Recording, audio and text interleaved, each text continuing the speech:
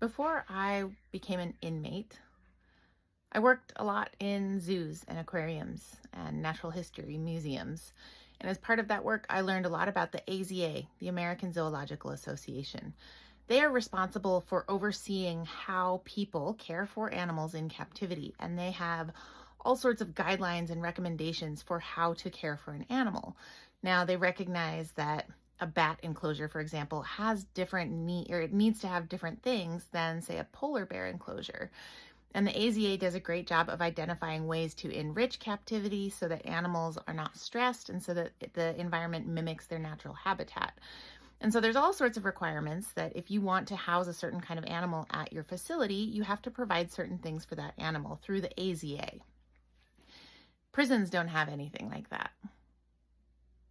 at all.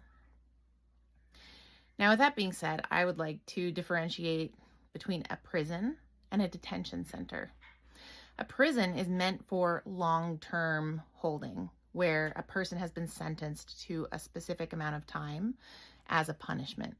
And there are some regulations with prisons because it is a long-term care facility. There are certain medical requirements about doctors that have to be present at all times, or there's certain requirements about food and nutrition, basic guidelines like minimums that have to be set. Detention facilities, such as the one that your brother is at as a pre-sentencing detainee or a pre-trial detainee, doesn't have the same regulations. It's meant for short-term holding. And as such, it doesn't have the same programming requirements, medical care requirements, etc. And so when I learned that there was an executive order this week that was signed to open up an expanded facility in Guantanamo that would house 30,000 detainees, it caused some alarm. Because the largest prison in the United States is the Louisiana State Penitentiary, and it houses about 6,300 inmates. It's about 22 square miles, and it's huge at 6,300. The prison I was housed at, Utah State Prison, holds only a few thousand, and the women's side holds about 600. So to think about 30,000 people being housed at one facility is unconscionable.